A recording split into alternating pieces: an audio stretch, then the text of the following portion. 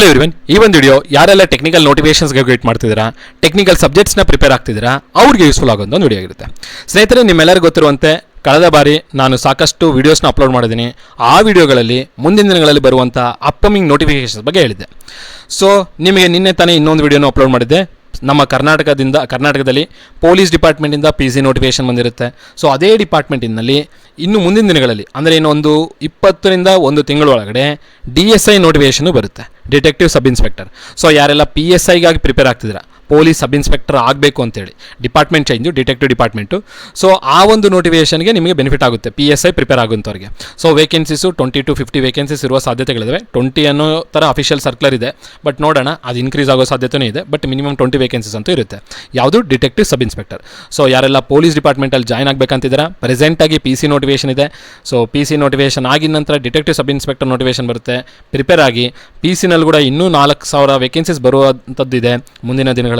So ಯಾರೆಲ್ಲ ನೀವು police ಡಿಪಾರ್ಟ್ಮೆಂಟಲ್ಲಿ join ಆಗಬೇಕು ಅಂದ್ಕೊಂಡಿದ್ದೀರಾ, ನಿಮ್ಮ ಕನಸು ನೀವು ಮುಂದಿನ ದಿನಗಳಲ್ಲಿ ರೀಚ್ ಆಗ್ತೀರಾ. ಜಸ್ಟ್ ನೀವು ಹಾರ್ಡ್ ವರ್ಕ್ ಮಾಡಬೇಕು. ನೆಕ್ಸ್ಟ್, ಈಗ ಸರ್ ಈ ವಿಡಿಯೋದಲ್ಲಿ ನೀವು ಟೆಕ್ನಿಕಲ್ ನೋಟಿಫಿಕೇಷನ್ಗೆ ಪ್ರಿಪೇರ್ ಆಗ್ತಿರೋಂಥವ್ರಿಗೆ ಹೆಲ್ಪ್ಫುಲ್ ಆಗುತ್ತೆ ಅಂತಂದರೆ, ಆಗಿದ್ದಾಗ ಯಾವ ಒಂದು ನೋಟಿಫಿಕೇಷನ್ ಬಗ್ಗೆ ನೀವು ಇಲ್ಲಿ ಹೇಳ್ತಾ ಇದ್ದೀರಾ ಅಂತ ಕೇಳಿದ್ರೆ, ನೋಡಿ ಸ್ನೇಹಿತರೆ, ಈ ತಿಂಗಳು ಅಥವಾ ಮುಂದಿನ ತಿಂಗಳು ನನಗೆ ಬಂದಿರುವಂಥ ಮಾಹಿತಿ ಪ್ರಕಾರ ಈ ತಿಂಗಳು ಅಥವಾ ಮುಂದಿನ ತಿಂಗಳಲ್ಲಿ ನಮ್ಮ ಕರ್ನಾಟಕದಲ್ಲಿ ಬೆಂಗಳೂರಲ್ಲಿ ಇರುವಂಥ ಮೆಟ್ರೋಯಿಂದ ನೋಟಿಫಿಕೇಷನ್ ಬರಲಿದೆ.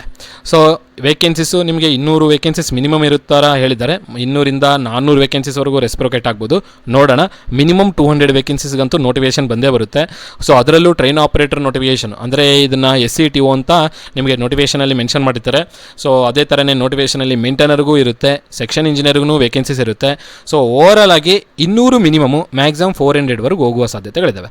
ಸೊ ಯಾರೆಲ್ಲ ಮೆಟ್ರೋದಲ್ಲಿ ಕೆಲಸ ಮಾಡಬೇಕು ಅಂತ ಕನಸು ಕಾಣ್ತಿದ್ದೀರಾ, ಈ ನೋಟಿಫಿಕೇಷನ್ ನಿಮ್ಗೆ ಹೆಲ್ಪ್ಫುಲ್ ಆಗುತ್ತೆ. ಅದರಲ್ಲೂ ಟೆಕ್ನಿಕಲ್ ಆಸ್ಪಿರೆಂಟ್ಸ್ಗೆ ಇರುವಂಥ ನೋಟಿಫಿಕೇಷನ್ ಇದು. ಯಾರೆಲ್ಲ ಎಲೆಕ್ಟ್ರಿಕಲ್ ಡಿಪಾರ್ಟ್ಮೆಂಟ್ KPTCL ನೋಟಿಫಿಕೇಷನ್ಗೆ ವೇಟ್ ಮಾಡ್ತಿದ್ದೀರಾ, ಅಥವಾ EC ಡಿಪಾರ್ಟ್ಮೆಂಟ್ ಅಂದರೆ ಎಲೆಕ್ಟ್ರಾನಿಕ್ಸ್ ಆ್ಯಂಡ್ ಕಮ್ಯುನಿಕೇಷನ್ ಡಿಪಾರ್ಟ್ಮೆಂಟಿಂದ ಇದ್ದು ನೋಟಿಫಿಕೇಷನ್ಸ್ಗೆ ವೇಟ್ ಮಾಡ್ತೀರಾ, ನಿಮಗಿದು ಗುಡ್ ಆಪರ್ಚುನಿಟಿ ಅಂತ ಹೇಳ್ಬೋದು. ಸೊ ಓವರಾಗಿ ಎಷ್ಟು 200 ಮಿನಿಮಮು, ಮ್ಯಾಕ್ಸಿಮಮ್ 400 ವೇಕೆನ್ಸೀಸ್ ಆಗಿರುತ್ತೆ. ಯಾವ ಪೋಸ್ಟ್ಗೆ ಕಾಲ್ ಮಾಡ್ತಾರೆ ಅಂತಂದರೆ ಸ್ಟೇಷನ್ ಕಂಟ್ರೋಲರ್ ಅಥವಾ ಟ್ರೈನ್ ಆಪರೇಟರ್ ಹಾಗೂ ಮೇಂಟೈನರ್ ಪೋಸ್ಟು. ಸೊ ಇಲ್ಲಿ ನೋಡಿ, ಅದು SCTO ಅಂದರೆ ಒಂದು ಡೆಸಿಗ್ನೇಷನ್ ಇದೆ. ಸೊ ಟ್ರೈನ್ ಆಪರೇಟರ್ಗೆ ನಾನು ನೋಡಿರೋ ಪ್ರಕಾರ ಟ್ರೈನ್ ಆಪರೇಟರ್ಗೆ ಆ ಒಂದು ಪೋಸ್ಟ್ನ ರಿಕ್ರೂಟ್ಮೆಂಟ್ ಮಾಡ್ಕೊಂಡಿರ್ತಾರೆ. ನೋಡೋಣ, ನೋಟಿಫಿಕೇಷನ್ ಬಂದಾಗ ಗೊತ್ತಾಗುತ್ತೆ. So train operator post, maintainer post, section engineer post, ಇನ್ನೂ ಒಂದು ಆದರೆ ಜೂನಿಯರ್ ಇಂಜಿನಿಯರ್. ಇಷ್ಟು ಪೋಸ್ಟ್ಗಳಿಗೆ ವೇಕೆನ್ಸೀಸು ಮಿನಿಮಮ್ 200, ಮ್ಯಾಕ್ಸಿಮಮ್ 300 to 400 ಅಂತ ಇಟ್ಕೊಳ್ಳಿ. ಅಷ್ಟು ವೇಕೆನ್ಸೀಸ್ಗೆ ಈ ಒಂದು ನೋಟಿಫಿಕೇಷನು ಈ ತಿಂಗಳು ಅಥವಾ ನೆಕ್ಸ್ಟ್ ತಿಂಗಳಲ್ಲಿ ಬರುವ ಸಾಧ್ಯತೆಗಳಿದ್ದಾವೆ. ಸೊ ನಾನು ನಿಮಗೆ ಪ್ರೀವಿಯಸ್ ಆಗು ಹೇಳಿದ್ದೆ, KPTCL ಬರುತ್ತೆ, KPCL ಬರುತ್ತೆ, ಬೆಂಗಳೂರು ಮೆಟ್ರೋ ನೋಟಿಫಿಕೇಷನು ಬರುತ್ತೆ, ಹಾಗೆ ಲೆಕ್ಚರರ್ ಪೋಸ್ಟದು ನೋಟಿಫಿಕೇಷನ್ ಬರುತ್ತೆ, ಲ್ಯಾಂಡ್ ಸರ್ವೇರ್ ನೋಟಿಫಿಕೇಷನು ಬರುತ್ತೆ, ಡಿಟೆಕ್ಟಿವ್ ಸಬ್ ಇನ್ಸ್ಪೆಕ್ಟರ್ ನೋಟಿಫಿಕೇಷನ್ ಬರುತ್ತೆ ಅಂತ ಹೇಳಿದ್ದೆ. ಸೊ ಅದೇ ರೀತಿಯಲ್ಲಿ ಮೊದಲ ನೋಟಿಫಿಕೇಷನ್ PC ನೋಟಿಫಿಕೇಷನ್ ಬಂದಂತಾಯಿತು, ಬಟ್ ವೇಕೆನ್ಸೀಸು 8000 ಬರುತ್ತೆ ಅಂತ ಹೇಳಿದ್ದೆ. 3,000 ಕಾಲ್ ಮಾಡಿದ್ದಾರೆ. ಅಸಿಸ್ಟೆಂಟ್ ಅಗ್ರಿಕಲ್ಚರ್ ಆಫೀಸರ್ದು ನೀವು ನೋಡಿದರೆ ಬಂದಿದೆ. ನೆಕ್ಸ್ಟ್ ಈಗ ಬಂದರೆ land surveyor notification, detective sub inspector notification, Bengaluru metro notification ಹಾಗೂ ಲೆಕ್ಚರರ್ ಪೋಸ್ಟ್ ನೋಟಿಫಿಕೇಷನ್ ಮುಂದಿನ ದಿನಗಳಲ್ಲಿ ಬರುತ್ತೆ. ಸೊ ಯಾರೆಲ್ಲ ಟೆಕ್ನಿಕಲ್ ಎಕ್ಸಾಮ್ಸ್ಗಾಗಿ ಪ್ರಿಪೇರ್ ಆಗ್ತಿದ್ದೀರಾ, ಟೆಕ್ನಿಕಲ್ ಸಬ್ಜೆಕ್ಟ್ ಜೊತೆಗೆ ಪ್ರಿಪೇರ್ ಆಗ್ತೀರಾ, ಇನ್ನೂ ಎಫರ್ಟ್ಸ್ ಹಾಕಿ. ಯಾಕಂದರೆ ನೋಟಿಫಿಕೇಷನ್ ಬಂದಿದ ನಂತರ 2 ತಿಂಗಳು ಮ್ಯಾಕ್ಸಿಮಮ್ ಟೈಮ್ ಕೊಡ್ಬೋದು. ಎಕ್ಸಾಮ್ನ ಬೇಗನೆ ಕಂಡಕ್ಟ್ ಮಾಡ್ತಾರೆ. ಅದರಲ್ಲೂ KEAಗೆ ಏನಾದರೂ ನೋಟಿಫಿಕೇಷನ್ ಹೋಯ್ತಂದರೆ ಈ ನೋಟಿಫಿಕೇಷನು ಬೇಗನೆ ಕಂಪ್ಲೀಟ್ ಆಗೋಗುತ್ತೆ. ಸೊ ಆಗಿದ್ದಾಗ ನಿಮ್ದು ಒಂದು ಪ್ರಶ್ನೆ ಬರುತ್ತೆ, ಸರ್ ಬೆಂಗಳೂರು ನೋಟಿಫಿಕೇಷನ್ ಏನೋ ಇದೆ, ಯಾವ ಡಿಪಾರ್ಟ್ಮೆಂಟ್ಗೆ ಎಕ್ಸಾಮ್ನ ಕಂಡಕ್ಟ್ ಮಾಡೋಕ್ಕೆ ಕೊಡ್ತಾರೆ ಅಂತ ಕೇಳ್ಬೋದು ನೀವು. ಅಂದರೆ KPSC ಕೊಡ್ತಾರಾ ಅಥವಾ KE ಕೊಡ್ತಾರಾ ಅಂತೇಳಿ. ನೋಡಿ, ಪ್ರೀವಿಯಸ್ ನೋಟಿಫಿಕೇಷನ್ ನೋಡಿದ್ರೆ KEAಗೆ ಕೊಟ್ಟಿದ್ದಾರೆ, ಈ ಬಾರಿನೂ KEAಗೆ ಕೊಡ್ತಾರೆ. ಏನಕ್ಕಂದರೆ ಈ ನೋಟಿಫಿಕೇಷನ್ 9 to 12 ಮಂತ್ಸ್ ಒಳಗಡೆ ನೋಟಿಫಿಕೇಷನ್ ಕಂಪ್ಲೀಟ್ ಆಗುತ್ತೆ 300 to 400 ವೇಕೆನ್ಸೀಸ್ಗೆ. ಸೊ ಬೆಂಗಳೂರು ಮೆಟ್ರೋಗೆ ಬೇಗನೆ ಕಂಪ್ಲೀಟ್ ಮಾಡಿಕೊಡೋರು ಅಂದರೆ KEAದವರೇ ಸೂಕ್ತವಾದಂಥವ್ರು. ಸೊ ಹಾಗಾಗಿ KEAವರೇ ನಿಮಗೆ ಈ ನೋಟಿಫಿಕೇಷನ್ನ ರಿಲೀಸ್ ಮಾಡ್ತಾರೆ, KEAವರೇ ಎಕ್ಸಾಮ್ನ ಕಂಡಕ್ಟ್ ಮಾಡಿಕೊಡ್ತಾರೆ. ಸೊ ಈಗ ನಾನು ನಿಮಗೆ ಈ ವಿಡಿಯೋದಲ್ಲಿ ಬೆಂಗಳೂರು ಮೆಟ್ರೋ ನೋಟಿಫಿಕೇಷನ್ ಬಗ್ಗೆ ಒಂದಿಷ್ಟು ಡೀಟೇಲ್ಸ್ನ ತಿಳಿಸಿದ್ದೀನಿ. ಯಾವ್ಯಾವ ಪೋಸ್ಟ್ ಕಾಲ್ ಮಾಡ್ತಾರೆ, ಎಷ್ಟು ವೇಕೆನ್ಸೀಸ್ ಇರುತ್ತೆ ಅಂತೇಳಿ. ಸೊ ಪ್ರೀವಿಯಸ್ ಆಗಿ ಬಂದಿರುವಂಥ ನೋಟಿಫಿಕೇಷನ್ ಅಂದರೆ ಕಳೆದ ಬಾರಿ 2023 ಇದರ ನೋಟಿಫಿಕೇಷನ್ ಬಂದಿತ್ತು, ಮತ್ತೆ 2026 ಬರ್ತಾ ಇದೆ. ಸೊ ನನಗೆ ಬಂದಿರುವಂಥ ಮಾಹಿತಿ ಪ್ರಕಾರ ಈ ನೋಟಿಫಿಕೇಷನ್ ಕೊನೆಯ ನೋಟಿಫಿಕೇಷನ್ ಆಗಬಹುದು ಅಂತ ಹೇಳ್ತಾ ಇದ್ದಾರೆ. ಸೊ ನೋಡೋಣ, ಅದು ಮುಂದಿನ ದಿನಗಳಲ್ಲಿ ಅವ್ರು ಕನ್ಫರ್ಮ್ ಮಾಡ್ತಾ ಹೋಗಬೇಕು. ಹೇಳ್ಬೋದು ಬರಲ್ಲ ಅಂತೇಳಿ, ಬಂದರೂ ಬರ್ಬೋದು, ನೋಡೋಣ. ಬಟ್ ಈಗ ಪ್ರೆಸೆಂಟ್ ಆಗುತ್ತೋ ಈ ನೋಟಿಫಿಕೇಷನ್ ಅಂತೂ ಬರುತ್ತೆ ನಿಮಗೆ. ಸೊ ಹಳೆಯ ಬಾರಿ ಅಂದರೆ 2023 ಬಂದಿರುವಂಥ ನೋಟಿಫಿಕೇಷನ್ನ ನಿಮಗೆ ತೋರಿಸ್ಕೊಡ್ತೀನಿ. ಏನಕ್ಕಂದರೆ ಆ ನೋಟಿಫಿಕೇಷನಲ್ಲಿ ನಿಮ್ಗೆ ಏನು ಇಂಪಾರ್ಟೆಂಟ್ ಅಂದರೆ ಏಜ್ ಎಷ್ಟಿರುತ್ತೆ, ಏಜ್ ಎಲಿಜಿಬಿಲಿಟಿ ಏನು, ಮತ್ತು ಆದಮೇಲೆ ಕ್ವಾಲಿಫಿಕೇಷನ್ ಏನು, ಏನು BE ಆಗಿರಬೇಕಾ, ಡಿಪ್ಲೊಮಾ ಆಗಿರಬೇಕಾ, IT ಆಗಿರಬೇಕಾ, ಏನು ಯಾವ ಬ್ರ್ಯಾಂಚಲ್ಲಿ ಆಗಿದ್ರೆ ಸಾಕು ಅನ್ನೋದು. ಆಗಿದ ನಂತರ ಸ್ಯಾಲರಿ ಎಷ್ಟಿದೆ, TOಗೆ ಎಷ್ಟಿದೆ ಅಂದರೆ ಟ್ರೈನ್ ಆಪ್ರೇಟರ್ಗೆ ಎಷ್ಟಿದೆ, ಮೇಂಟೈನರ್ಗೆ ಎಷ್ಟಿದೆ, ಸೆಕ್ಷನ್ ಇಂಜಿನಿಯರ್ಗೆ ಎಷ್ಟಿದೆ. ಸೊ ಈ ಪೋಸ್ಟ್ಗಳಿಗೆ ಎಷ್ಟು ಸ್ಯಾಲರಿ ಇದೆ ಅಂತ ಅನ್ನೋದ್ರ ಬಗ್ಗೆನೂ ನೋಡೋಣ. ನೆಕ್ಸ್ಟ್ ಆದ ನಂತರ ಈ ಪೋಸ್ಟ್ಗೆ ಏನು ಎಕ್ಸಾಮ್ ಫಾರ್ಮೆಟ್ ಅಂದರೆ ಎಕ್ಸಾಮ್ ಫಾರ್ಮೆಟ್ ಯಾವ ಥರ ಇರುತ್ತೆ, ಇಷ್ಟು ಡೀಟೇಲ್ಸ್ನ ಹಳೆಯ ನೋಟಿಫಿಕೇಷನಲ್ಲಿಂದ ನೋಡೋಣ. ಎಕ್ಸಾಮ್ ಪ್ರಾಸೆಸ್ ಏನಿದೆ ಅನ್ನೋದ್ರ ಬಗ್ಗೆ ಅಂದರೆ ಸೆಲೆಕ್ಷನ್ ಪ್ರಾಸೆಸ್ ಯಾವ ಥರ ಇದೆ ಅಂತ ಒಂದಿಷ್ಟು ಗಮನ ಹರಿಸೋಣ. ಸೊ ಅಫಿಷಿಯಲ್ ನೋಟಿಫಿಕೇಷನ್ ತೋರಿಸ್ತಾ ಇದ್ದೀನಿ. ಇದು 2023 ಬಂದಿರುವಂಥ ನೋಟಿಫಿಕೇಷನ್ ಆಗಿರುತ್ತೆ. ಸೊ ಇಲ್ಲಿ ನೀವು ನೋಡ್ತಾ ಇರ್ಬೋದು, ಡೇಟ್ ಇಲ್ಲಿ ಕೊಟ್ಟಿದ್ದಾರೆ ನೋಡಿ, 22/3/2023 ಮಾರ್ಚ್ ತಿಂಗಳಲ್ಲಿ ಬಂದಿರುವಂಥ ನೋಟಿಫಿಕೇಷನು. ಸೊ ನಿಮಗೆ ಈಗ ನೋಟಿಫಿಕೇಷನ್ ಬಂದರೆ ಇದು ಯಾವ ತಿಂಗಳು, ಜೂನ್ ತಿಂಗಳಾಗುತ್ತೆ. ಸೊ ಒಂದು ಜೂನ್ ತಿಂಗಳಲ್ಲಿ ಬಂದಂಗೆ ಆಗುತ್ತೆ ನೋಟಿಫಿಕೇಷನು. ಸೊ ಇದು ಅಫಿಷಿಯಲ್ ನೋಟಿಫಿಕೇಷನ್, ಈ ಫಾರ್ಮೆಟಲ್ಲಿ ನೋಟಿಫಿಕೇಷನ್ ಬಿಟ್ಟಿರ್ತಾರೆ. ಸೊ ಮೊದಲನೇದಾಗಿ ನಿಮಗೆ ಏಜ್ ಕ್ರೈಟೀರಿಯಾ ಬಗ್ಗೆ ಹೇಳ್ತೀನಿ. ಸೊ ಈಗಾಗಲೇ ಸರ್ಕಾರದವರು ಹೊರಡಿಸಿರುವಂಥ ಸುತ್ತೋಲೆಯ ಪ್ರಕಾರ 5 ವರ್ಷ ಯಾವುದೇ ಥರದ ನೋಟಿಫಿಕೇಷನ್ ಬಂದರೆ ರಿಲ್ಯಾಕ್ಸೇಷನ್ ಕೊಡಬೇಕು ಅನ್ನೋದ್ರ ಬಗ್ಗೆ ನಿಮಗೆಲ್ಲರೂ ಗೊತ್ತಿರೋಂಥದ್ದು, ಸರ್ಕಾರ ಬಂದಿರೋಂಥದ್ದು. ಸೊ ಜನರಲ್ ಮೆರಿಟಿಗೆ ನಾನು GM ಅಲ್ಲಿ ಇದ್ದೀನಿ ಸರ್, ನನ್ನದು ಏಜ್ ಲಿಮಿಟ್ ಏನು ಅಂತ ಕೇಳಿದ್ರೆ ಮುಂಚೆ ಎಷ್ಟಿತ್ತು 35, ರಿಲ್ಯಾಕ್ಸೇಷನ್ 5 ವರ್ಷ ಸೇರಿಕೊಂಡ್ರೆ 40 ವರ್ಷ ಜನರಲ್ ಮೆರಿಟಿಗೆ ಇರುತ್ತೆ, 40 ಇಯರ್ಸ್ ಜನರಲ್ ಮೆರಿಟ್. ಸೊ ನೀವೇನಾದರೂ ಸಾಮಾನ್ಯ ಅಭ್ಯರ್ಥಿ ಆದರೆ ಅಥವಾ ಜನರಲ್ ಮೆರಿಟಿಂದ ಇರುವಂಥ ಆಸ್ಪಿರೆಂಟ್ ಆದರೆ 40 years limit. Next O B ಸಿನಲ್ಲಿ ಯಾರ್ಯಾರು ಬರ್ತಾರೆ ಸರ್ ಅಂತ ಕೇಳಿದ್ರೆ 2A 2B 3A 3B ಅಂತ ಆಸ್ಪಿರೆಂಟ್ಸ್ ಏನಿದ್ದಾರೆ, ಕ್ಯಾಟಗಿರಿ 1 ಇರುವಂಥ ಆಸ್ಪಿರೆಂಟ್ಸು ನಿಮಗೆ 38 ಇತ್ತು, +5 ಇಯರ್ಸ್ ಕೊಟ್ಟಾಗ ಇದು 43 ವರ್ಷ ಏಜ್ ಲಿಮಿಟ್ ಆಗುತ್ತೆ. ಸೊ ನಾನು OBCನಲ್ಲಿ ಇದ್ದೀನಿ ಸರ್, 2A ಇದೆ, 2B ಇದೆ, 3A ಇದೆ, 3B ಇದೆ, ಕ್ಯಾಟಗಿರಿ 1 ಇದೆ, ನಂದು ಮ್ಯಾಕ್ಸಿಮಮ್ ಏಜ್ ಲಿಮಿಟ್ ಏನು ಸರ್ ಅಂತ ಕೇಳಿದ್ರೆ 43 ಇಯರ್ಸ್ ಇದ್ರೂ ನೀವು ಬರಿಬೋದು. 43 ಇಯರ್ಸ್ ಒನ್ ಡೇ ಆದರೂ ನೀವು ಇನ್ಎಲಿಜಿಬಲ್ ಆಗಿ ಹೋಗ್ತೀರಾ. 43 ಇಯರ್ಸ್ ಅಥವಾ 43 ಇಯರ್ಸ್ ಒಳಗಡೆನೇ ಇರಬೇಕು ಅಪ್ಲಿಕೇಶನ್ ಹಾಕೋ ಟೈಮಲ್ಲಿ. ಹಾಗಿದ್ದಾಗ ನೀವು ಎಲಿಜಿಬಲ್ ಆಗಿರ್ತೀರ OBC ಆಸ್ಪಿರೆಂಟ್ಸ್. ಇನ್ನು ಉಳಿದಂಥವ್ರು ಯಾರು, SC ಮತ್ತು ST. ಸೊ ನಿಮ್ಮೆಲ್ಲರಿಗೂ ಗೊತ್ತಿರಬೇಕು, ಇಂಟರ್ನಲ್ ರಿಸರ್ವೇಷನ್ SC ಕೊಟ್ಟಿದ್ದಾರೆ, SCA SCB SCC ಅಂತ ಹೇಳಿ. ಸೊ ಯಾರೆಲ್ಲ ಹೊಸದಾಗಿ ಡಾಕ್ಯುಮೆಂಟ್ನ ಮಾಡ್ಕೊಂಡಿಲ್ಲ ಆದಷ್ಟು ಬೇಗನೆ ಡಾಕ್ಯುಮೆಂಟ್ ಮಾಡ್ಕೊಳ್ಳಿ. ಈ ಹಳೆ ಡಾಕ್ಯುಮೆಂಟ್ ಇತ್ತು, ಹಳೆ ಡಾಕ್ಯುಮೆಂಟಿಂದ ನಾನು ಅಪ್ಲೋಡ್ ಮಾಡ್ತೀನಿ ಅಂದರೆ ನೀವು ಡಿಸ್ಕ್ವಾಲಿಫೈ ಆಗಿ ಹೋಗ್ತೀರಾ. ಹೊಸ ಡಾಕ್ಯುಮೆಂಟ್ ಏನಿದೆ, ನೀವು ಪ್ರವರ್ಗ ಎಗೆ ಬರ್ತೀರಾ, ಪ್ರವರ್ಗ B ಬರ್ತೀರಾ, ಪ್ರವರ್ಗ C ಬರ್ತೀರಾ, ನಿಮಗೆ ಇರುವಂಥ ರಿಲೆವೆಂಟ್ ಡಾಕ್ಯುಮೆಂಟ್ನ ರೆಡಿ ಮಾಡಿ ಇಟ್ಕೊಳ್ರಿ. ಯಾಕಂದರೆ ಮುಂದಿನ ದಿನಗಳಲ್ಲಿ ನೋಟಿಫಿಕೇಷನ್ ಬಂದಾಗ ಅಪ್ಲೈ ಮಾಡೋದಕ್ಕೆ ನಿಮ್ಮ ಹತ್ರ ರೆಡಿ ಆಗಿರಬೇಕು ಆ ಡಾಕ್ಯುಮೆಂಟು. ಸೊ ಹಾಗಿದ್ದಾಗ SCಗೆ ಎಷ್ಟು ಸರ್, SCಗೆ ಎಷ್ಟು ಸರ್ ಏಜ್ ಲಿಮಿಟ್ ಅಂತ ನೋಡಿದ್ರೆ, ಸೊ ಇವರಿಗೆ 40 ಇಯರ್ಸ್ ಇರುತ್ತೆ, +5 ಇಯರ್ಸ್ ಕೊಟ್ಟಾಗ ನಮಗೆ ಎಷ್ಟಾಗುತ್ತೆ 45 ಇಯರ್ಸ್ ಏಜ್ ಲಿಮಿಟ್ ಆಗುತ್ತೆ. ಇನ್ನು ಫಿಸಿಕಲಿ ಹ್ಯಾಂಡಿಕ್ಯಾಪ್ ಕ್ಯಾಂಡಿಡೇಟ್ಸು ಅವ್ರದೆಲ್ಲ ಬೇರೆ. ಸೊ ಬಟ್ ಜನರಲ್ ಆಗಿರೋಂಥವ್ರದ್ದು ಇಷ್ಟು. ಇದು ಏಜ್ ರಿಲ್ಯಾಕ್ಸೇಷನ್ ಬಗ್ಗೆ ಇರುವಂಥದ್ದು, ಏಜ್ ಬಗ್ಗೆ ಇರೋಂಥದ್ದು. ಸೊ ಏಜ್ ಬಗ್ಗೆ ನಿಮಗೆ ಕ್ಲಾರಿಟಿ ಬಂದಿರಬೇಕಂತ ಅಂದ್ಕೊಂಡಿದ್ದೀನಿ. ಸೊ ಬೆಂಗಳೂರು ಮೆಟ್ರೋ ನೋಟಿಫಿಕೇಷನ್ ಬಂತಂದರೆ GM ಅವ್ರಿಗೆ ಎಷ್ಟು, OBC ಅವ್ರಿಗೆ ಎಷ್ಟು, SC STಗೆ ಎಷ್ಟು ಅಂತ ನಿಮಗೊಂದು ಐಡಿಯಾ ಬಂದಿದೆ. ನೆಕ್ಸ್ಟ್ ಈಗ ಯಾವ ಪೋಸ್ಟ್ಗೆ ಕಾಲ್ ಮಾಡ್ತಾರೆ ಅಂತ ನೋಡೋದಾದರೆ, ನಾನು ಈಗಾಗಲೇ ಹೇಳಿದ್ದೀನಿ ಮೇಂಟೈನರ್ ಪೋಸ್ಟು. ಮೇಂಟೈನರಲ್ಲಿ 2 ಥರ ಬರುತ್ತೆ, 2 ಡಿಪಾರ್ಟ್ಮೆಂಟ್ ಬರುತ್ತೆ. ಒಂದು ಸಿಸ್ಟಮ್ಸ್, ಮೇಂಟೈನರ್ ಸಿಸ್ಟಮ್ ಆಗಿರ್ಬೋದು ಅಥವಾ ಮೇಂಟೈನರ್ ಸಿವಿಲ್ ಆಗಿರ್ಬೋದು. ಮೇಂಟೈನರ್ ಸಿಸ್ಟಮ್ ಅಂದರೆ ಯಾರೆಲ್ಲ ಅಪ್ಲೈ ಮಾಡ್ಬೋದು ಮೇಂಟೈನರ್ ಸಿಸ್ಟಮಲ್ಲಿ, ಮೇಂಟೈನರ್ ಸಿವಿಲ್ಗೆ ಯಾರೆಲ್ಲ ಅಪ್ಲೈ ಮಾಡೋದು ಅನ್ನೋದ್ರ ಬಗ್ಗೆ ಇಲ್ಲಿ ಕೊಟ್ಟಿದ್ದಾರೆ, ಅದನ್ನು ನಾನು ಹೇಳ್ತಾ ಹೋಗ್ತೀನಿ. ನೆಕ್ಸ್ಟ್ ನೋಡಿ, ಇಲ್ಲಿ ಕೊಟ್ಟಿದ್ದಾರೆ ನೋಡಿ, ನಾನು ನಿಮಗೆ ಹೇಳಿದೆ SC ಮತ್ತು TO ಅಂತೇಳಿ. ಸೊ ಇಲ್ಲಿ ಅರ್ಥ ಕೊಟ್ಟಿದ್ದಾರೆ ನೋಡಿ, ಸ್ಟೇಷನ್ ಕಂಟ್ರೋಲರ್ ಅಂದರೆ SC, ಟ್ರೈನ್ ಆಪ್ರೇಟರ್ ಅಂದರೆ TO. So station controller and train operator ಅನ್ನೋ ಪೋಸ್ಟ್ಗೆ ನಿಮ್ಮನ್ನು ರಿಕ್ರೂಟ್ಮೆಂಟ್ ಮಾಡ್ಕೊಳ್ತಾರೆ. ಬಟ್ ನನಗೆ ಲಾಸ್ಟ್ ಟೈಮ್ ಸೆಲೆಕ್ಷನ್ ಆಗಿರೋರನ್ನ ಕೇಳಿದಾಗ ಅವ್ರ ಹತ್ರ ಕಮ್ಯುನಿಕೇಟ್ ಮಾಡಿದಾಗ ಟ್ರೈನ್ ಆಪ್ರೇಟರ್ ಪೋಸ್ಟ್ಗೆ ಫಸ್ಟು ನಿಮ್ಮನ್ನು ಡಿಪ್ಲಾಯ್ ಮಾಡಿರ್ತಾರೆ ಅನ್ನೋದೊಂದು ಸುದ್ದಿ. ಸೊ ಟ್ರೈನ್ ಆಪ್ರೇಟರ್ ಪೋಸ್ಟ್ಗೆ ನೀವು ಎಕ್ಸಾಮ್ನ ಬರೀತಾರೆ ಅಂತ ಇಟ್ಕೊಳ್ಳಿ. ಸೊ ಈಗ ಇನ್ನೊಂದಿದೆ, ಸೆಕ್ಷನ್ ಇಂಜಿನಿಯರ್. ಸೆಕ್ಷನ್ ಇಂಜಿನಿಯರ್ಗೂ ಕಾಲ್ ಮಾಡ್ತಾರೆ. ಇದರೊಳಗಡೆ ಸೆಕ್ಷನ್ ಇಂಜಿನಿಯರ್ದು ಇಲ್ಲ ಅಂತ ಅನಿಸುತ್ತೆ. ನೋಡಿ, ಸ್ಟೇಷನ್ ಕಂಟ್ರೋಲ್ ಮೇಂಟೈನರ್ ಇದೆ, ಸೆಕ್ಷನ್ ಇಂಜಿನಿಯರ್ದು ಇಲ್ಲಿಲ್ಲ. ನೋಡೋಣ, ಮುಂದೆ ಇನ್ನೊಂದು ನೋಟಿಫಿಕೇಶನ್ ತೆಗೆದು ತೋರಿಸ್ತೀನಿ, ಅದರಲ್ಲಾದರೂ ಇರ್ಬೋದು. ಸೊ ಇದು ನಾನು ಹೈದರಾಬಾದ್ ಕರ್ನಾಟಕ ನೋಟಿಫಿಕೇಶನ್ ನಾನು ಓಪನ್ ಮಾಡಿರೋದು.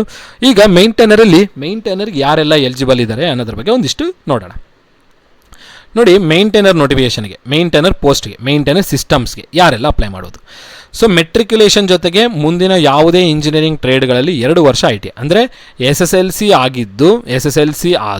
ಆಗಿ ITI ಕಂಪ್ಲೀಟ್ ಆಗಿರಬೇಕು ಅನ್ನೋದ್ರ ಬಗ್ಗೆ ಹೇಳ್ತಾರೆ. ITI ಯಾವುದ್ರಲ್ಲಿ ಆಗಿರಬೇಕು ಅನ್ನೋದ್ರ ಬಗ್ಗೆ ನೋಡೋದಾದರೆ, ITI ಯಾವುದ್ರಲ್ಲಿ ಆಗಿರಬೇಕು ಅಂತ ನೋಡೋದಾದರೆ ಇಲ್ಲಿ ಕೊಟ್ಟಿದ್ದಾರೆ ನೋಡಿ ಡೀಟೇಲ್ಸ್ನ. ನೆಕ್ಸ್ಟು ಸೊ ITI ಯಾವುದೇದು, ಎಲೆಕ್ಟ್ರಿಷಿಯನ್. ITI ನಂದು ಎಲೆಕ್ಟ್ರಿಷಿಯನ್ ಆಗಿದೆ, ನೀವು ಎಲಿಜಿಬಲ್. ITI ಇನ್ಸ್ಟ್ರೂಮೆಂಟ್ ಮೆಕ್ಯಾನಿಕ್ ಆಗಿದೆ, ಎಲಿಜಿಬಲ್ ಆಗಿದ್ದೀರಾ.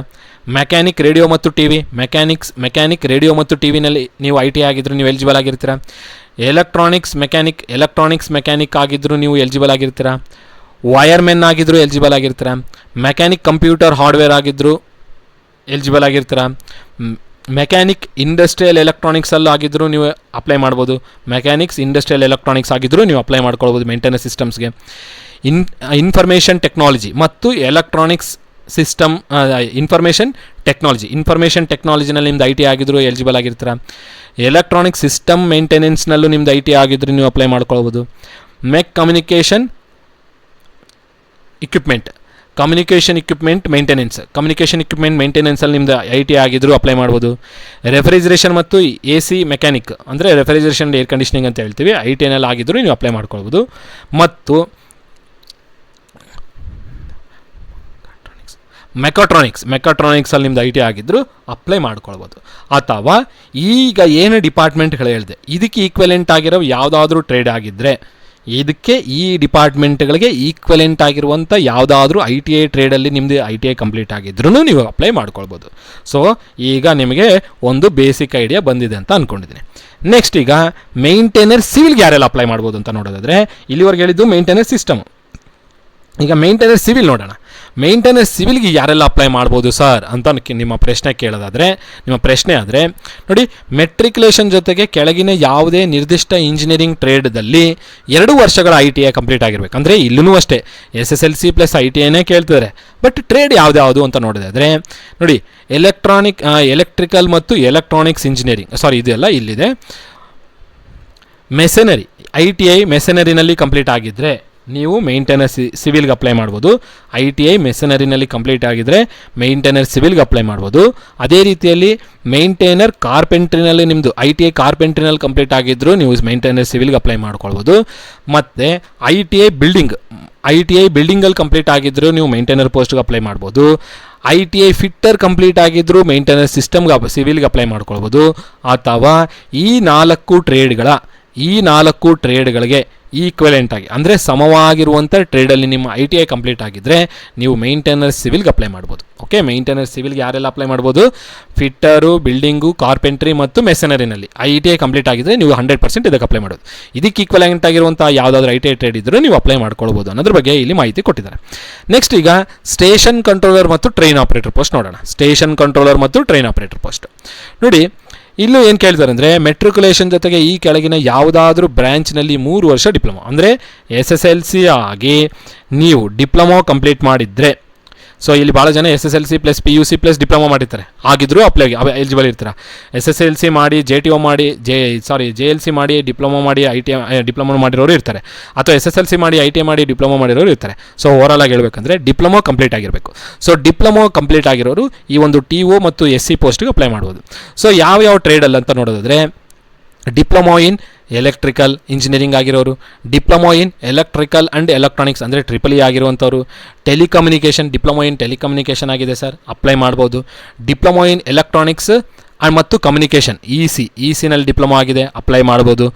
ಇ ಸಿನಲ್ಲಿ EEE, ಇ ಸಿನಲ್ಲಿ telecommunication diploma in telecommunication, diploma in EEE, diploma in electronics and communication, diploma in electricals ಆಗಿದ್ದರೆ ನೀವು ಅಪ್ಲೈ ಮಾಡ್ಬೋದು. ಅದೇ ಥರನೇ ನೋಡಿ, ಎಲೆಕ್ಟ್ರಿಕಲ್ ಪವರ್ ಸಿಸ್ಟಮ್ಸಲ್ಲಿ ನಂದು ಡಿಪ್ಲೊಮಾ ಆಗಿದೆ, ಅಪ್ಲೈ ಮಾಡ್ಬೋದು. ಇಂಡಸ್ಟ್ರಿಯಲ್ ಎಲೆಕ್ಟ್ರಾನಿಕ್ಸಲ್ಲಿ ನಂದು ಡಿಪ್ಲೊಮಾ ಕಂಪ್ಲೀಟ್ ಆಗಿದೆ, ಅಪ್ಲೈ ಮಾಡ್ಬೋದು. ಸರ್ ಡಿಪ್ಲೊಮಾ ಮೆಕ್ಯಾನಿಕಲ್ ಕಂಪ್ಲೀಟ್ ಆಗಿದೆ, ಅಪ್ಲೈ ಮಾಡ್ಬೋದು. ಅಥವಾ ಈಗ ನಾನು ಏನು ಟ್ರೇಡ್ಗಳು ಹೇಳಿದ್ದೀನಿ ಅದಕ್ಕೆ ಇರುವಂಥ 3 ವರ್ಷದ ಈಕ್ವಲೆಂಟ್ ಡಿಪ್ಲೊಮಾ ಕೋರ್ಸ್ ಕಂಪ್ಲೀಟ್ ಆಗಿದ್ರು ನೀವು ಈ ಒಂದು ಪೋಸ್ಟ್ಗೆ ಎಲಿಜಿಬಲ್ ಆಗಿರ್ತೀರ. ಸೊ ಕಂಪ್ಯೂಟರ್ ಸೈನ್ಸ್ ಅವರು ಇಲ್ಲಿ ಮೆನ್ಷನ್ ಮಾಡದೇ ಇರೋ ಕಾರಣದ ಕಂಪ್ಯೂಟರ್ ಸೈನ್ಸ್ ಆಗಿರೋ ಇಲ್ಲಿ ಎಲಿಜಿಬಲ್ ಇರಲ್ಲ. ಸೊ ಸ್ಟೇಷನ್ ಕಂಟ್ರೋಲರ್ ಮತ್ತು ಟ್ರೈನ್ ಆಪರೇಟರ್ ಪೋಸ್ಟ್ಗೆ ಕಂಪ್ಯೂಟರ್ ಸೈನ್ಸ್ ಆಗಿರ್ಬೋದು, ಸಿವಿಲ್ ಇಂಜಿನಿಯರಿಂಗ್ ಅವರು ಆಗಿರ್ಬೋದು, ಆಟೋಮೊಬೈಲ್ ಮೆಕ್ಯಾನಿಕಲ್ ಬರೋ ಕಾರಣದ ಅಪ್ಲೈ ಮಾಡ್ಕೊಳ್ಬೋದು, ಯಾಕಂದರೆ ಮೆಕ್ಯಾನಿಕಲ್ದು ಈಕ್ವಲೆಂಟ್ ಟ್ರೇಡ್ ಆಗುತ್ತೆ.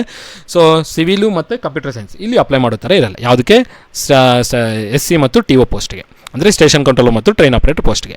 ಸೊ ಯಾವ ಪೋಸ್ಟ್ಗೆ ಯಾರ್ಯಾರು ಎಲಿಜಿಬಲ್ ಅಂತ ನಾನು ಹೇಳಿದ್ದೀನಿ. ಇನ್ನು ಸೆಕ್ಷನ್ ಇಂಜಿನಿಯರ್ ಒಂದು ಹೇಳಿಲ್ಲ, ನೆಕ್ಸ್ಟ್ ಇದರಲ್ಲಿ ಹೇಳ್ತೀನಿ. ನೆಕ್ಸ್ಟ್ ಈಗ ಸ್ಯಾಲರಿ ಬಗ್ಗೆ ನೋಡೋಣ, ವೇತನ ಬಗ್ಗೆ ನೋಡಿದ್ರೆ SC ಮತ್ತು TO ಅಂದರೆ ಸ್ಟೇಷನ್ ಕಂಟ್ರೋಲರ್ ಮತ್ತು ಟ್ರೈನ್ ಆಪರೇಟರ್ ಪೋಸ್ಟ್ಗೆ 35,000ದಿಂದ ಹಿಡಿದು 82,660 ರೂಪಾಯಿವರೆಗೆ ಇರುತ್ತೆ. ಪ್ರತಿ ವರ್ಷ ಇನ್ಕ್ರಿಮೆಂಟ್ ಎಷ್ಟು? 3%. ಸೊ ಬೇಸಿಕ್ ಎಷ್ಟಿರುತ್ತೆ ಅಂದರೆ 35,000 ರೂಪಾಯಿ ಇರುತ್ತೆ. ಇದಕ್ಕೆಲ್ಲ ಅಲೈನ್ಸಸ್ ಎಲ್ಲ ಸೇರಿ ಒಂದು 70,000ವರೆಗೆ ಬರ್ಬೋದು, 65ರಿಂದ 70,000ವರೆಗೂ. ಸೊ ಜಾಸ್ತಿನೂ ಆಗ್ಬೋದು, ನೋಡೋಣ. ಅದು ಯಾರ್ದಾದ್ರೂ ಒಂದು ಡೀಟೇಲ್ನ ಕೇಳ್ಬಿಟ್ಟು ನಿಮಗೆ ಅದರ ಸ್ಯಾಲರಿ ಸ್ಲಿಪ್ನು ಅಪ್ಲೋಡ್ ಮಾಡ್ತೀನಿ ಮುಂದಿನ ದಿನಗಳಲ್ಲಿ. ನೆಕ್ಸ್ಟ್ ನೋಡಿ, ಅದು ಡಿಪ್ಲೊಮಾ ಮೇಲೆ ಆಯಿತು. ನೆಕ್ಸ್ಟು ಮೇಂಟೈನರ್ ಪೋಸ್ಟಲ್ಲಿ ನೋಡೋದಾದರೆ ನಿಮಗೆ IDA ವೇತನ ಅಂತ ಹೇಳಿದರೆ ಸರ್ಕ್ಯುಲರ್ ಇದು. ಸೊ ಇದು 6ನೇ ವೇತನನೋ 7ನೇ ವೇತನನೋ 8ನೇ ವೇತನನೋ ಅಂತ ನೀವು ಕೇಳ್ತಾ ಇರ್ತೀರಲ್ಲ, ಆ ಥರ ಅಲ್ಲ. ಇದು ಐಡಿಯಾ ವೇತನ ಅಂದರೆ ಇಂಡಸ್ಟ್ರಿಯಲ್ ಡೇರ್ನೆಸ್ ಅಲೈನ್ಸ್ ಅಂತ ಹೇಳ್ತೀವಿ. ಸೊ ಇದರ ಪ್ರಕಾರ ಇವರಿಗೆ ಬೇಸಿಕ್ ಎಷ್ಟಿರುತ್ತೆ ಅಂದರೆ 25,000 ರೂಪಾಯಿ. ವರ್ಷದ ಇನ್ಕ್ರಿಮೆಂಟ್ ಎಷ್ಟು 3%, ಅಂದರೆ 25,000ಕ್ಕೆ 3% ಎಷ್ಟು ಬರುತ್ತೆ ಅಷ್ಟು ನಿಮಗೆ ಪ್ರತಿ ವರ್ಷ ಇನ್ಕ್ರಿಮೆಂಟ್ ಆಗುತ್ತೆ. ಸೊ ಮೇಂಟೈನರ್ಗೆ 25,000 ರೂಪಾಯಿ ಬೇಸಿಕ್ಕು, ಟ್ರೈನ್ ಆಪ್ರೇಟರ್ ಪೋಸ್ಟ್ಗೆ 35,000 ರೂಪಾಯಿ ಬೇಸಿಕ್ ಅನ್ನೋ ಥರ ಆಯಿತು. ಸೊ ನಿಮಗೀಗ ಏನೇನು ಹೇಳಿದಾಯಿತು, ನಿಮಗೆ ಯಾವ ಪೋಸ್ಟಿಗೆ ಕ್ವಾಲಿಫಿಕೇಷನ್ ಏನು, ಆ ಒಂದು ಪೋಸ್ಟ್ಗೆ ಸ್ಯಾಲರಿ ಎಷ್ಟು, ಬೇಸಿಕ್ ಎಷ್ಟಿರುತ್ತೆ ಅಂತ ಹೇಳಿದಾಯಿತು. ಈಗ ನೆಕ್ಸ್ಟ್ ಇನ್ನೊಂದು ನೋಡೋಣ, ಏನಪ್ಪ ಅಂದರೆ ಎಕ್ಸಾಮ್ ಫಾರ್ಮೇಟ್ ಬಗ್ಗೆ ಒಂದು ನೋಡೋಣ. ಎಕ್ಸಾಮ್ ಫಾರ್ಮೇಟ್ ಬಗ್ಗೆ ಒಂದು ನಿಮಗೆ ಡೀಟೇಲಾಗಿ ಹೇಳಿಬಿಟ್ರೆ ನನ್ನ ಒಂದು ಕೆಲಸ ಮುಗಿಯುತ್ತೆ. ಸೊ ಇಲ್ಲಿ ನೋಡಿ, SC ಮತ್ತು TO ಪೋಸ್ಟ್ಗೆ ಅಂದರೆ ಸ್ಟೇಷನ್ ಕಂಟ್ರೋಲರ್ ಮತ್ತು ಟ್ರೈನ್ ಆಪ್ರೇಟರ್ ಪೋಸ್ಟ್ಗೆ ಈ ಫಾರ್ಮೇಟಲ್ಲಿ ಎಕ್ಸಾಮ್ ಇರುತ್ತೆ. ಸೊ ಏನೇನಿರುತ್ತೆ ಟ್ರೈನ್ ಆಪ್ರೇಟರ್ ಪೋಸ್ಟ್ಗೆ ಅಂತಂದರೆ, ಫಸ್ಟು ರಿಟರ್ನ್ ಎಕ್ಸಾಮ್ ಇರುತ್ತೆ, ಅದಾಗಿನ ನಂತರ ಸೈಕೋಮೆಟ್ರಿ ಇರುತ್ತೆ. ಎಲ್ಲ ಸೆಂಟ್ರಲ್ ರೈಲ್ವೇಸಲ್ಲೂ ಇದೇ ಥರನೇ ಮಾಡ್ತಾರೆ. ನೆಕ್ಸ್ಟ್ ಅದಾಗಿದ ನಂತರ ಸೈಕೋಮೆಟ್ರಿ ಕಂಪ್ಲೀಟ್ ಆಯಿತು ಅಂದರೆ ಡಾಕ್ಯುಮೆಂಟ್ ವೆರಿಫಿಕೇಷನು, DV ಅಂತ ಹೇಳ್ತೀವಿ. ಡಾಕ್ಯುಮೆಂಟ್ ವೆರಿಫಿಕೇಷನ್ ಆಗಿದ ನಂತರ ಮೆಡಿಕಲ್ ಚೆಕಪ್ ಇರುತ್ತೆ. ಮೆಡಿಕಲ್ ಚೆಕಪ್ಪು ಅದಾಗಿದ ನಂತರ ಅಪಾಯಿಂಟ್ಮೆಂಟ್ ಲೆಟರ್ ಇರುತ್ತೆ. ಇಷ್ಟು.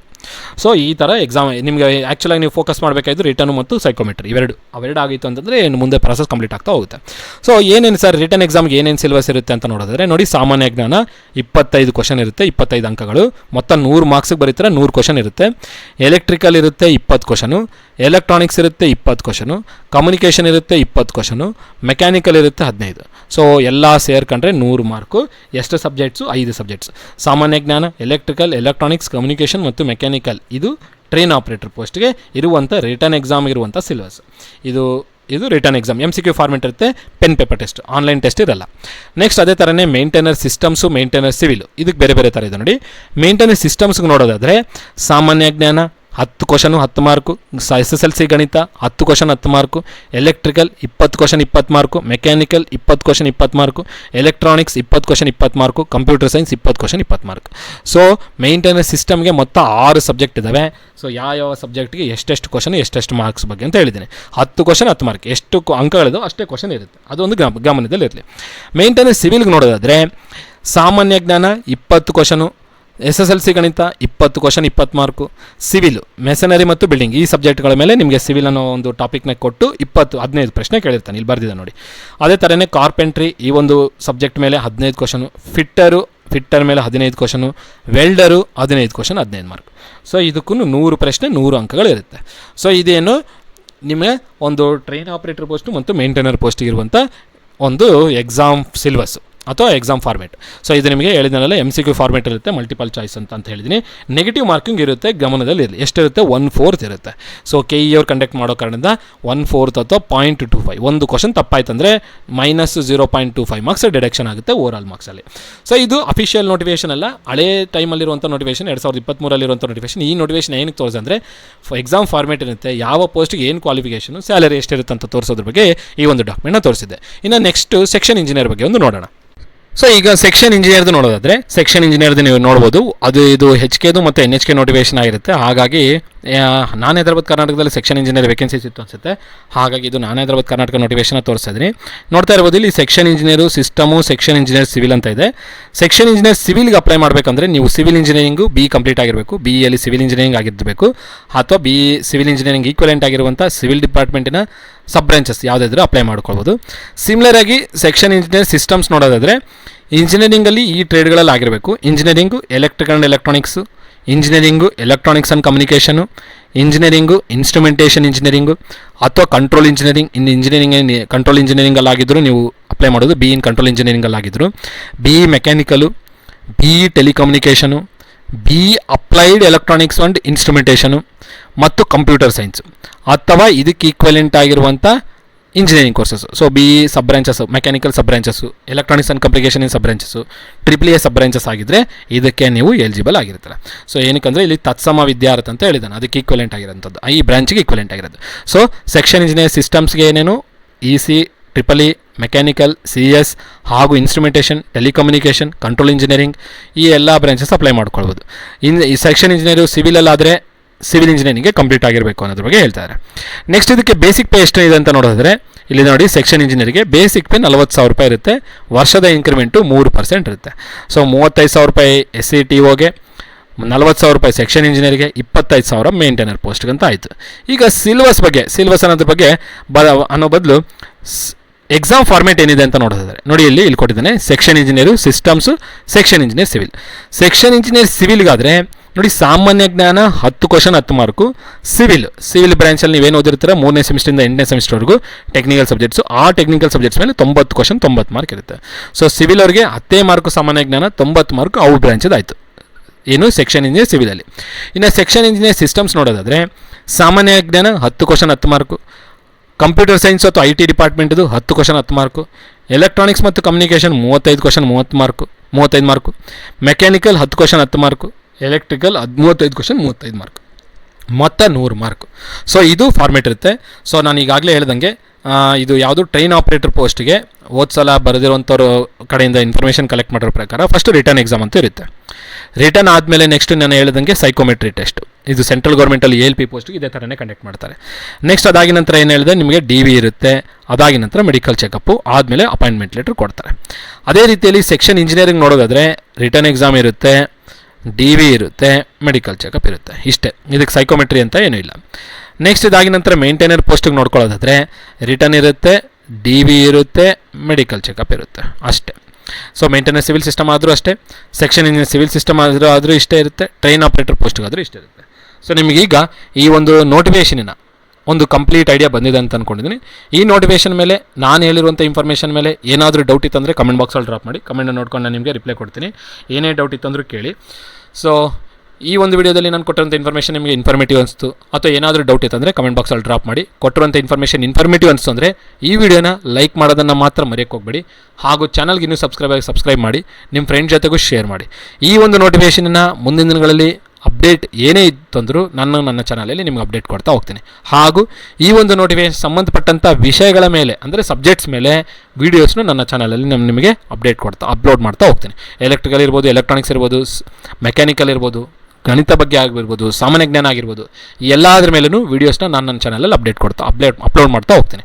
ಸೊ ಯಾರೆಲ್ಲ ಈ ಒಂದು ನೋಟಿಫಿಕೇಷನ್ಗೆ ಪ್ರಿಪೇರ್ ಆಗಬೇಕಂತ ಅಂದ್ಕೊಂಡಿದ್ರೆ ನನ್ನ ಚಾನಲಲ್ಲಿ ಅದಕ್ಕೆ ಬೇಕಾಗಿರುವಂಥ ಕಂಟೆಂಟು ಸಿಗುತ್ತೆ. ಸೊ ಯಾರೆಲ್ಲ ಸಬ್ಸ್ಕ್ರೈಬ್ ಆಗಿ ಆ ಎಲ್ಲ ಕಂಟೆಂಟು ಯೂಸ್ ಮಾಡ್ಕೊಳ್ಳಿ. ಸೊ ಇಷ್ಟನ್ನು ಹೇಳ್ತಾ ಈ ಒಂದು ವಿಡಿಯೋನ ಎಂಡ್ ಮಾಡ್ತೀನಿ. ಎಲ್ಲರಿಗೂ ಧನ್ಯವಾದಗಳು. Have A nice day.